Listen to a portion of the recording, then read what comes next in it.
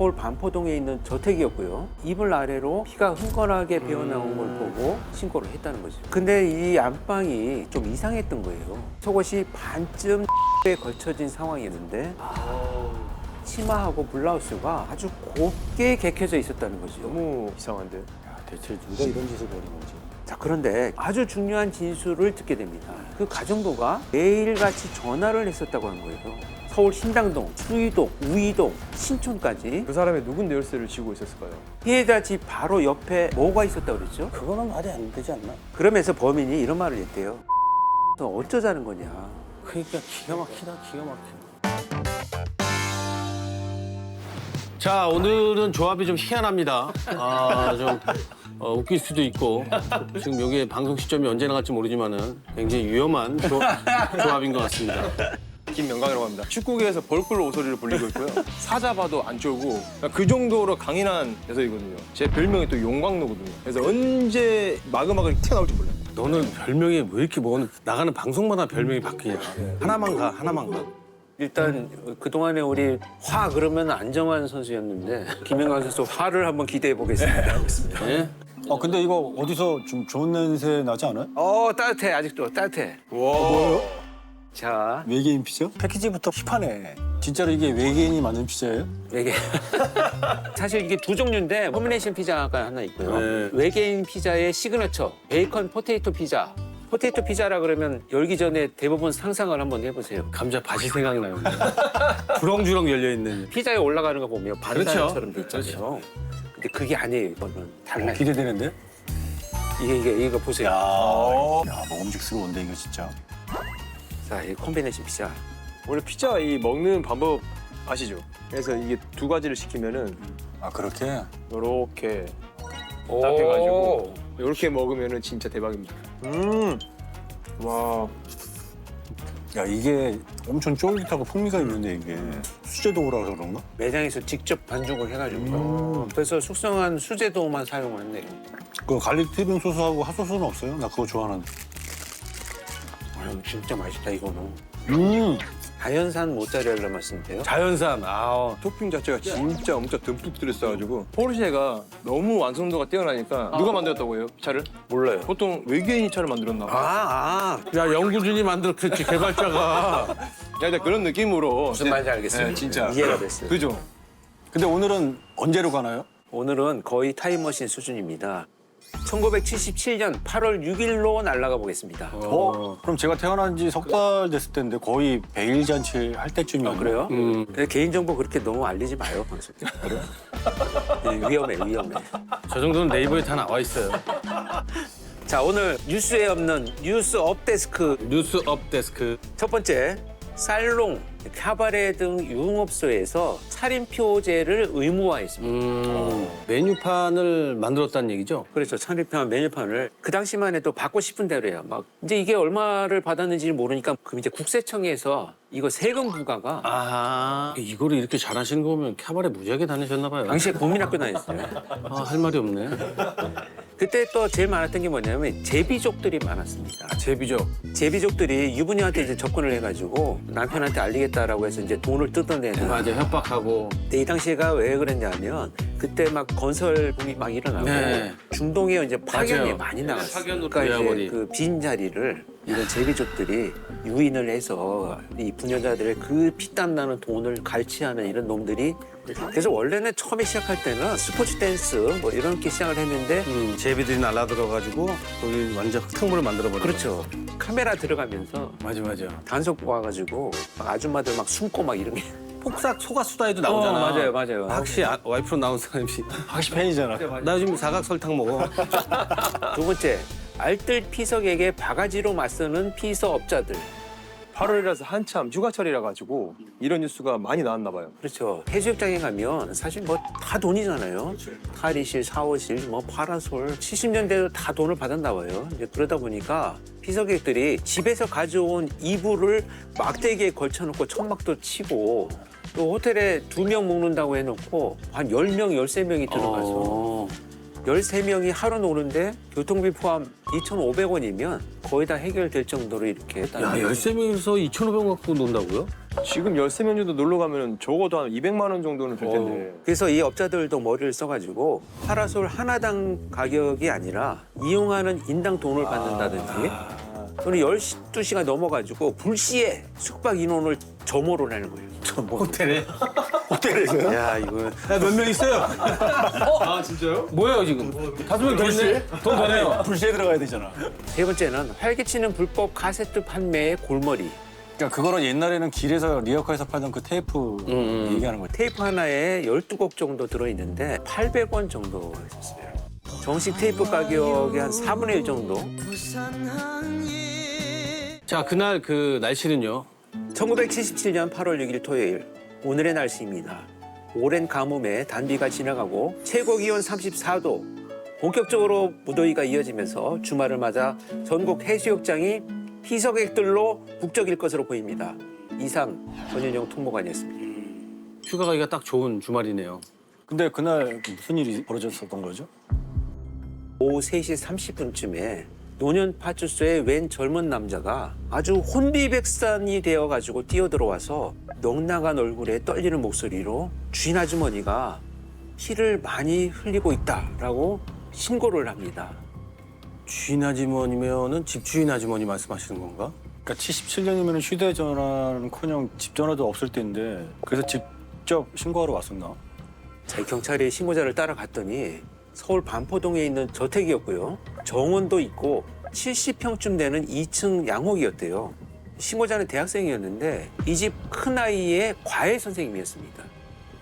진짜 어마어마한 부잣집이었나 본데. 그러게. 근데 집주인 아주머니면 안주인이 피를 흘리고 있었다는 거잖아요. 그렇죠. 이 피를 흘리는 사람은 이 집 아내였습니다. 근데 안타깝게도 현장에 도착하니까 이미 숨이 끊어져 있는 상태였습니다. 자, 일단 안방 바닥에 깔려있던 요 위에 이불이 덮여 있었는데 이불을 들춰보니까 얼굴이 수건으로 덮여 있었고 팬티만 입고 있는 상태였다는 거예요. 이 속옷이 반쯤 둔부에 걸쳐진 상황이었습니다. 나신에 속옷 딱 한 장만. 그런 성범죄일 수도 있다는 거잖아요. 근데 피는 어디에서 난 거지? 이 피해자의 뒤통수에서 흐른 거였는데요. 부검 결과를 보니까 흉기에 10차례나 찔린 걸로 확인이 됐습니다. 아우, 끔찍하나. 와 흉기로 뒤통수로 게다가 목까지. 목에 손으로 누른 손자국도 있고요. 콧등에는 둔기로 맞은 자국도 있었다고 합니다. 근데 이 안방이 전체적으로 좀 이상했던 거예요. 이 피해 여성의 것으로 추정되는 치마하고 블라우스가 아주 곱게 개켜져 오른쪽에 놓여져 있었고 속옷에 피가 묻어 있었는데 그게 머리맡에 놓여 있었대요. 머리맡 전추기에 예쁘게 깎은 참외랑 복숭아 몇 조각도 그대로 놓여 있었다고 합니다. 시신이 나체했다는 게 강제로 그런 게 아니라고요. 속옷에만 피가 묻은 거면 속옷만 범인이 만졌다는 건가요? 집에서 없어진 건 혹시 없었나요? 다른 데는 뒤진 흔적이 전혀 없었는데 안방 화장대 문짝을 드라이버 같은 걸로 억지로 열었던 걸로 보였대요. 화장대 위에 화장품이 20개쯤 올라가 있었는데 쓰러진 거 없이 가지런하게 놓여 있었고요. 화장대 문짝만 억지로 열라고 했던 거잖아요. 화장대 서랍에서 뭔가 가져갔나? 뭐가 거기 정확하게 있는 거 알았는가 본데요? 집에 다른 가족은 없었나요? 없었습니다. 이 사망한 아내는요, 36살, 남편은 40이었고요. 둘 사이에 어린 아이들이 둘 있었는데 아내를 제외하고 다른 가족들이 모두 제주도로 여행을 갔다가 돌아오는 길이었습니다. 아, 피서철이가 여행 갔나 본데. 야, 근데 그 당시에 제주도 가는 게 쉽지 않았을 텐데.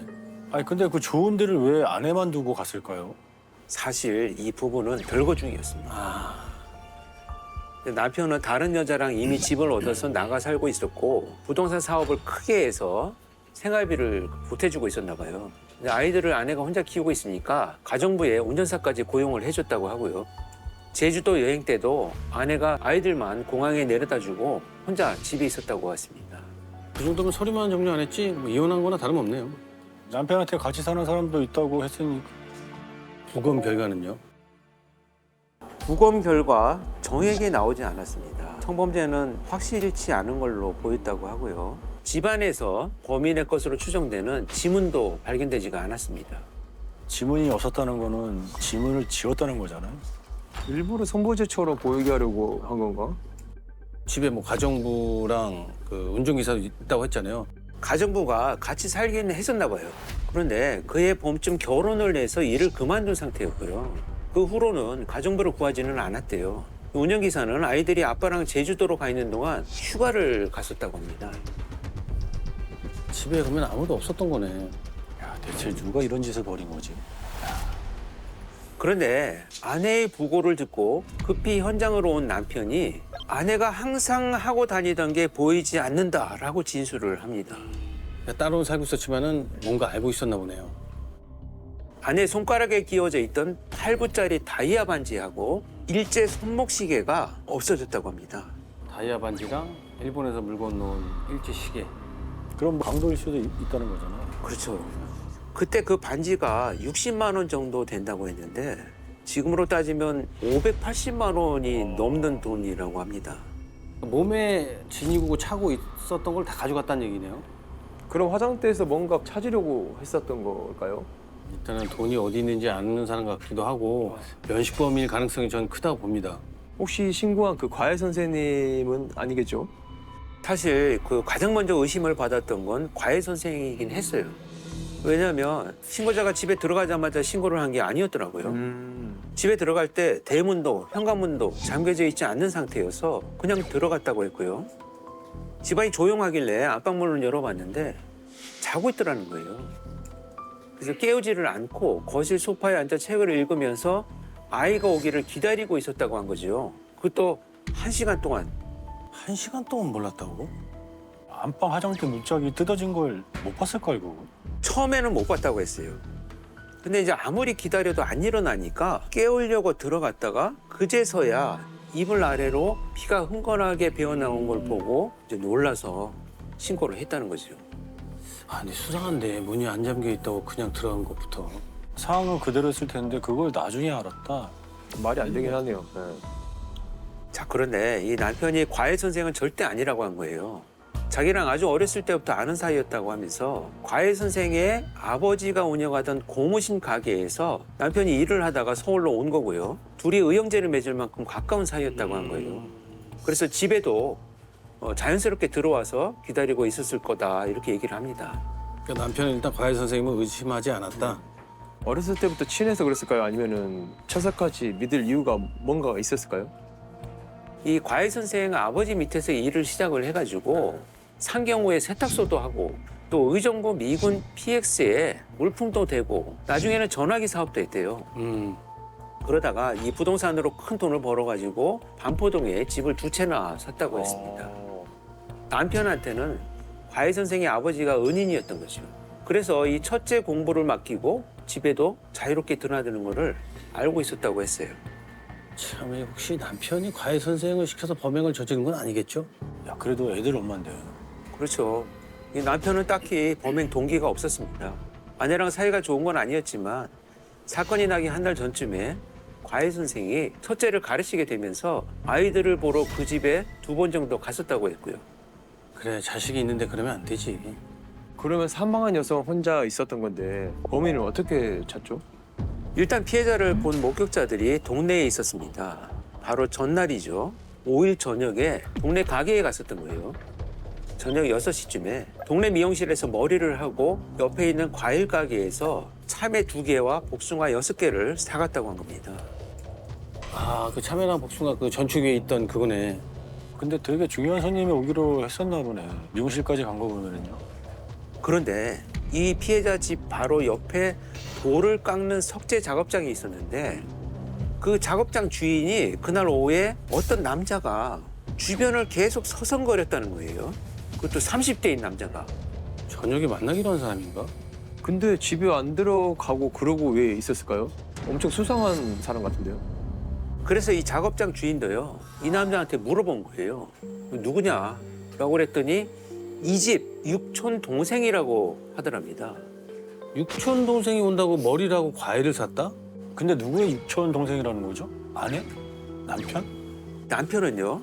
그 사람이 어쩌면 자신의 육촌일 수도 있겠다고 했어요. 왜냐면 얼마 전에 육촌 동생이 장사를 하고 싶다고 2천을 빌려달라고 한 적이 있는데 자기가 거절을 했다는 거예요. 아니 그러면은 별거 중인 육촌 형네 집에 와서 돈 안 빌려준다고 이런 짓을 했다고요? 그것도 옷을 다 벗겨놓고 싸운 흔적도 없이요? 자, 그런데 경찰이 아주 중요한 진술을 듣게 됩니다. 몇 달 전에 일을 그만뒀다는 가정부 있잖아요. 네. 그 가정부가 평소 사모님한테 서너 명의 남자들이 매일같이 전화를 했었다고 한 거예요. 그중에 어떤 사람이랑은 이 사모님이 싸우기도 했었다라고 진술을 합니다. 전화로 싸운 사람이 있었다. 그러니까 누군지도 알고 있었다. 그건 몰랐어요. 다만 사모님이 캬바레를 자주 다녔다고 한 거예요. 춤추는 캬바레. 시작할 때 그 얘기했었던 그 제비족이 넘쳐나는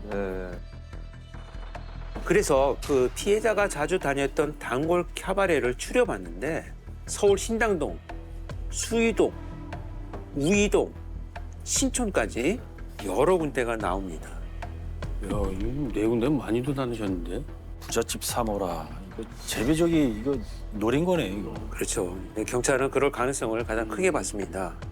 피해자의 친한 지인들을 통해서 자주 연락하던 남성 6명을 용의선상에 올렸는데 바로 찾아지질 않았다고 해요. 왜냐하면 다들 의정부에 사는 30대 남자, 강남에 사는 30대 남자 2명 뭐 이런 식이었다는 거예요. 뭐 진짜 이름이 맞는지조차 확인하는데도 시간이 많이 걸리고요. 말로만 들은 인상착의로 신원을 밝힌다는 게 당시에는 어려웠던 거죠. 그렇죠. 이름 썼겠어요. 가명 쓰거나 별명 쓰고 그랬겠죠. 그런데 수사팀이 피해자 주변에 남자들을 집중해서 찾고 다니니까 시신이 발견된 지 4일째인 8월 10일 날 수사본부로 2통의 제보가 들어옵니다. 제비족을 찾은 건가? 어떤 제보였나요? 자, 첫 번째 제보는 익명으로 전화를 한 거였는데요. 금호동에 한 사장을 찾아보라. 한 사장이 사건의 열쇠를 쥐고 있다. 이렇게 말을 하는 거죠. 금호동의 한 사장이라고 그러면 한 씨를 가진 사장을 말하는 거겠죠? 그 사람이 누군데 열쇠를 쥐고 있었을까요? 자, 이 제보자 말로는요. 피해자를 만나고부터 사업이 잘 되더니 최근에는 차도 한 대 뽑았다는 거예요. 그래서 아무래도 돈이 걸려 있는 것 같다면서 제보를 한 거였는데 사실 이건 확실하지 않은 제보였습니다. 근데 피해자 때문에 사업이 번창했으면 살해할 이유도 없는 거잖아요. 네, 그렇죠. 그날 들어온 또 다른 제보는 뭐였을까요? 피해자 집에서 일하던 운전기사가 있었잖아요. 그 운전기사가 의심스러운 사람이 있다고 제보를 한 겁니다. 운전기사가 의심하고 있었던 사람. 그렇죠, 그렇죠. 그러니까 아침 우리가 드라마 같은 걸 보면 운전기사한테 많이 들키긴 하잖아요. 여기. 야 근데 뭐가 그렇게 의심스러웠을까요? 자, 이 제보된 사람은 누구냐면 논현동에서 꽃집을 하는 사장인데 4번이나 그 꽃집으로 사모를 모시고 갔다는 거예요. 그런데 운전기사가 누군지 물었더니 친구의 남편이라면서 정원에 심을 나무를 고르러 가는 거라고 말을 했다는 거예요. 정원에 심을 나무를. 근데 뭘 4번이나 찾아가? 친구 남편이면 뭐 가게에 친구가 또 같이 있었던 거 아닐까요? 아 근데 왜 그 꽃집 사장을 의심한 거야? 그 운전기사는? 이 운전기사가 보기에 둘 사이가 너무 가까워 보였다는 거예요. 친구 남편인데? 그럼 혹시 그 나무는 핑계였던 건가? 둘 사이를 숨기려고요? 친구 남편이 확실하게 한 건가? 아닐 수도 있는 거잖아요. 야, 이 남자부터 바로 만나봐야 되는 거 아니죠? 자, 그래서 바로 경찰서로 호출을 했어요. 그런데 이 남자가 자기는 결백하다고 하면서 오래오래 고함을 치고 화를 내더랍니다. 나무 때문에 4월에 몇 번 만난 건 맞다. 철쭉 2그루를 갖다 준 적이 있다. 이렇게 말을 합니다. 그럼 진짜 나무 때문에 만난 건가? 근데 화낼 것까지는 없잖아요. 화낼 이유가 뭐죠, 도대체? 이유가 다 있겠죠. 피해자 친구의 남편이 아니었습니다. 이 꽃집 사장은 자기는 논현동에서 5년째 가게를 하고 있었고 아내와 2 자녀를 키우고 있는 36살 가장이라고 했습니다. 피해자가 그럼 운전기사한테 거짓말을 한 거네. 그렇죠. 그래서 혹시 캬바레에서 만났냐라고 물어보니까 네. 이게 또 뭔가 찔리는 게 있었는지 갑자기 말을 바꿔요. 범행이 벌어지기 바로 전날 8월 4일, 5일 이틀을 연이어 만났다고 합니다. 야, 뭐 캬바레? 그러면 이 남자도 혹시 축바람이 났던 건가? 만나서 뭘 했는지도 진짜 궁금하네요. 4일에는 꽃집 근처 다방에서 만나서 차만 마시고 헤어지고요. 5일에는 중국집에서 짜장면을 먹었다고 했어요. 근데 오후 3시 반쯤 헤어지고 나서 자기는 다시 꽃집으로 돌아왔고 그날 밤에는 가게에서 잤다고 합니다. 야, 이 뭐야? 차만 마시고 밥만 먹었다? 아니 처음부터 그렇게 얘기하면 되지 왜 말을 바꿔서 그러니까 얘기해? 왜 말을 바꾸냐? 왜겠어요? 꽃집에서 잤다는 그 알리바이가 바로 깨집니다. 이 꽃집 직원이 그날 저녁에 퇴근하는 사장님을 본 거예요. 아, 퇴근했어요? 근데 꽃집에서 잤다고?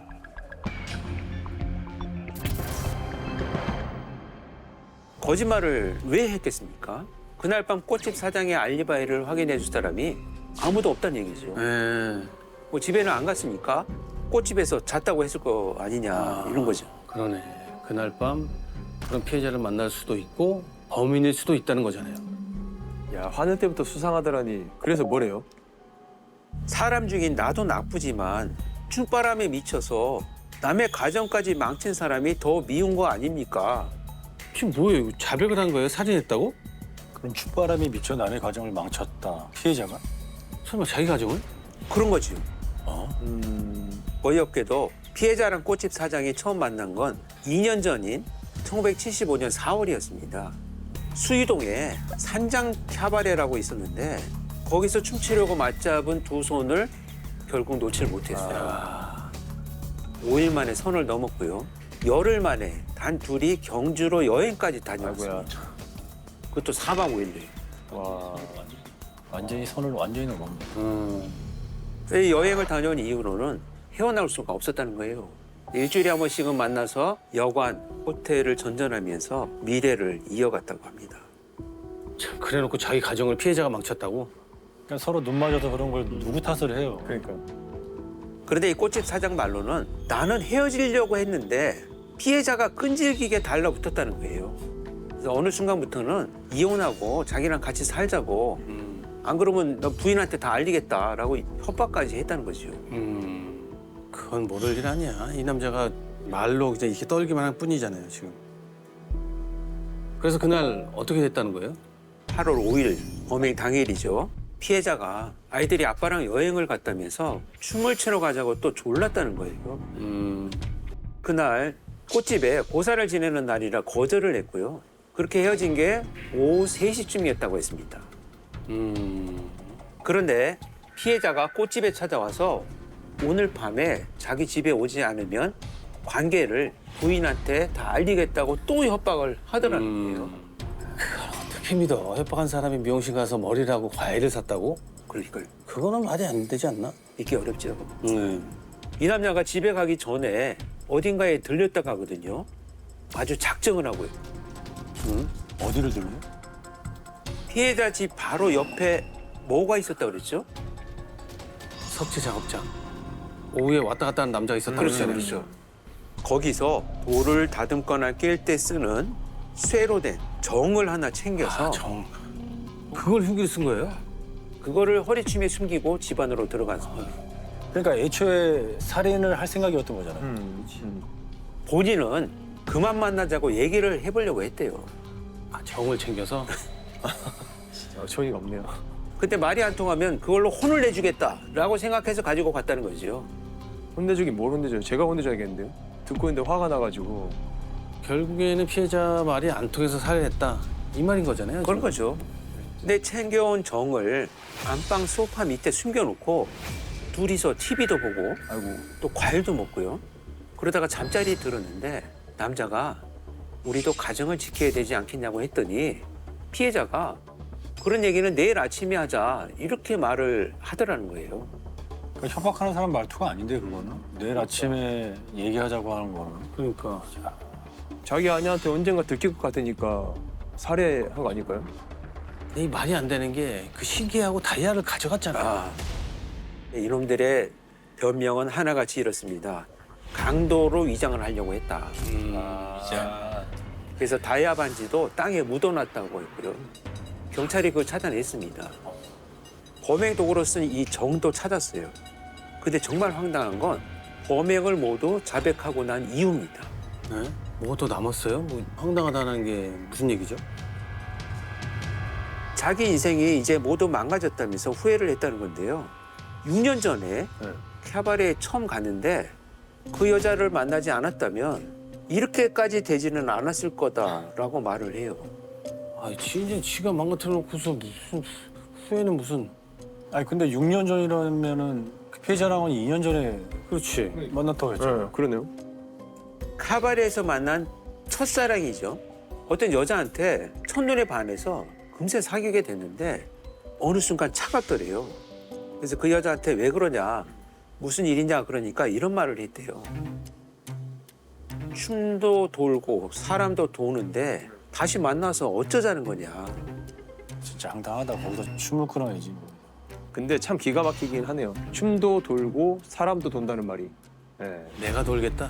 그러니까 말이에요. 사람 진짜 돌겠어 진짜. 아, 그러면서 범인이 이런 말을 했대요. 캬바레는 갈 곳이 못 되니 같이 타락하지 않으려면 아예 찾지 말기를 모두에게 부탁하고 싶다. 이런 말을 합니다. 아, 그러면서 캬바레에서 여자들을 만나느라 쏟아부은 돈이 5천만 원이나 된다라고 말을 했습니다. 5천만 원. 그 정도면 돈도 노렸겠는데. 아니, 지가 바람 피우고 뭐 돈까지 다 써놓고 마지막엔 카바레 탓을 하네. 아, 지 즐기고 돈이 떨어지니까 이제 다 남 탓하는 거 아니에요. 이 사람들이 늘 주장하는 게 이런 거예요. 그냥 호기심에 시작한 거다. 나는 뭐 크게 남을 해칠 마음은 없다. 그리고 나는 언제든지 내가 멈출 수 있었기 때문에 비난받을 일은 아니다. 다만 그 여자가 이렇게까지 나를 만든 거 아니냐. 여기에서 맴돌고 있는 거예요. 죄값은요? 강도살인죄로 기소를 해서 검사가 사형을 구형을 했는데요. 네. 당연히 사형이지. 그러니까. 피해자가 유혹했다는 이 범인의 주장이 받아들여지면서 왜? 무기로 감형이 돼서 선고가 됐습니다. 야, 끝까지 기가 막히네. 저도 돌겠는데요, 지금. 야 진짜 이런 얘기는 정말 뉴스에 나올 수는 없었겠다 이게. 뉴스. 아,